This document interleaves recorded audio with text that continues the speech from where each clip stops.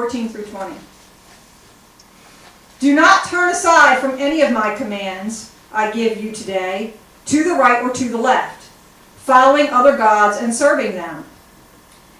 However, if you do not obey the Lord your God and do not carefully follow all of his commands and decrees I am giving you today, all of these curses will come upon you and overtake you. They're not just going to come upon you, they're going to overtake you. You will be cursed in the city and cursed in the country. Your basket and your kneading trough will be cursed. The fruit of your womb will be cursed, and the crops of your land, the calves of your herds and the lambs of your flocks. You will be cursed when you come in and cursed when you go out. The Lord will send on you curses, confusion, and rebuke in everything you put your hands to, until you are destroyed and come to the sudden ruin because of the evil you have done in forsaking him. This is serious stuff. We love to preach and talk about the blessings that are in Deuteronomy. They're in the same chapter. There are curses too. But there are curses too. There's two sides to that coin. God tells us, I set before you life and death, choose life.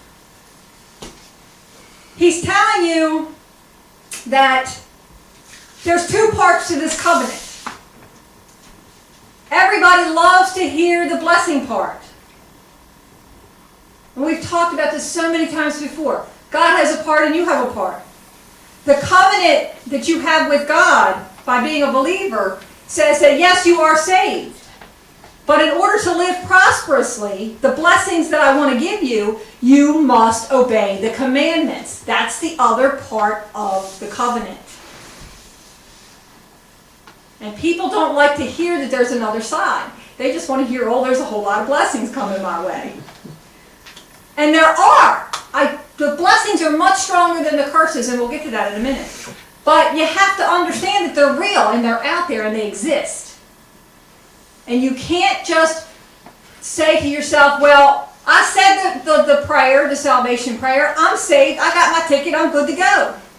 Does it mean you're saved? Well, yes. For my understanding, it means you're saved. However, you will not walk on this earth blessed if you continue in your disobedience. So you have to work with God. You got to work with him and get all that disobedience out of your life. Amen? Mm-hmm. Let's go on and read Exodus 20, 2 through 6. I am the Lord your God who brought you out of Egypt, out of the land of slavery. You shall have no other gods before me. You shall not make for yourself an idol in the form of anything in heaven, above, or on the earth, beneath, or in the waters below. You shall not bow down to them or worship them. For I, the Lord your God, am a jealous God, punishing the children for the sins of the fathers to the third and the fourth generation of those who hate me, but showing love to 1,000 generations for those who love me and keep my commandments. This is an example of generational curses. You can actually be living under a curse because of something that you didn't even do. That was done by your father, your grandfather, your great-grandfather. Okay?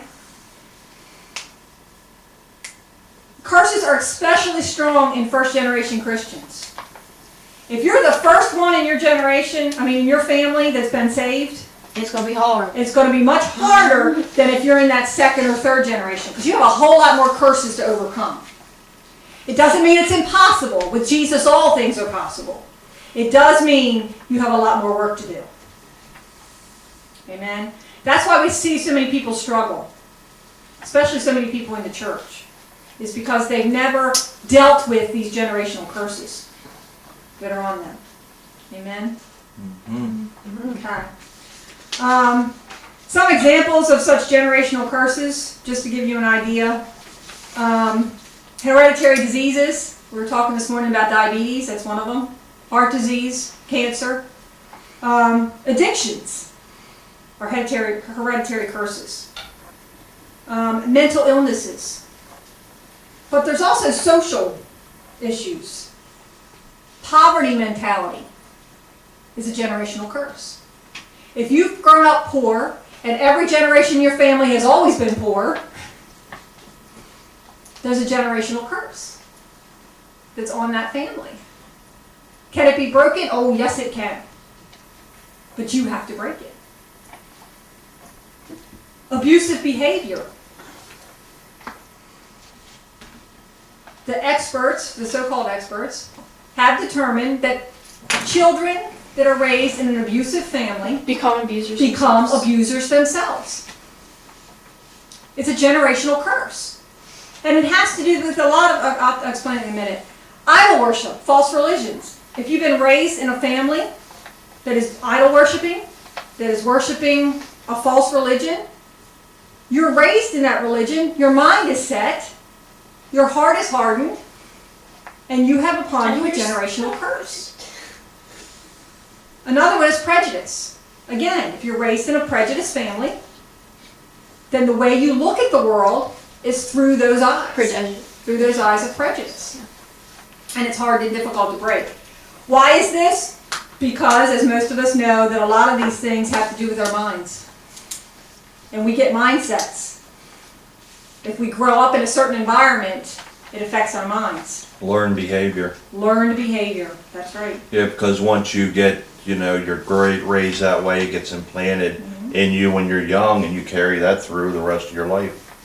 From what your family teaches you and what you learn from your surroundings. Right. Which is already, it's proven. And you take it for fact that this is just the way it is. Yeah. When it may not be. Right. Okay? So those are other ways that generational curses come upon people. And I don't know that it's necessarily God's will that that happens, it just is. It's because of how we socially work with each other.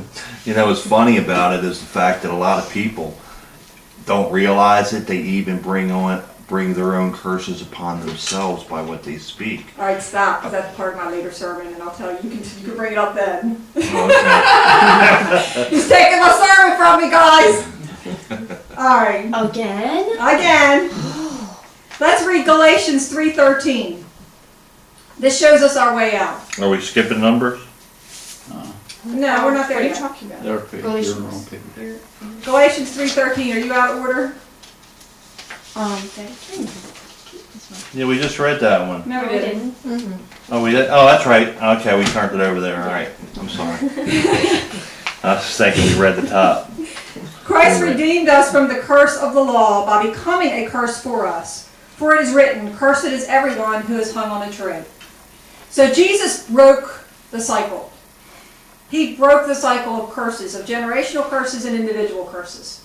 He overcame them for us by the power of his blood. Okay? Now we're going to talk about this a little in a few minutes, but we have to then walk in that authority. He's given us the power to overcome these curses, but we have to actually do the overcoming. Okay? So before we go into that, let me explain to you first of all that there are 4 kinds of curses. The first one is biblical curses, as we see above. Disobedience to God. And that's the strongest, most powerful curse that's out there. The other curses kind of fall under that, but I'm separating them out so that you get an idea of where these curses come from. The second category of curses are witchcraft curses. These curses come upon a person because they are spoken maliciously over a person. You can maliciously speak a curse over somebody. Oh, I hate them, I wish they died. It's a curse you have spoken upon somebody. Whoa, that is extreme. It's extreme, but I've heard people say such things. They also open up these witchcraft curses when they go to a medium, a psychic, an astrologist, Palm readers. a palm reader, someone who is delving in the witchcraft area and ask that person for advice. They're actually bringing forth curses.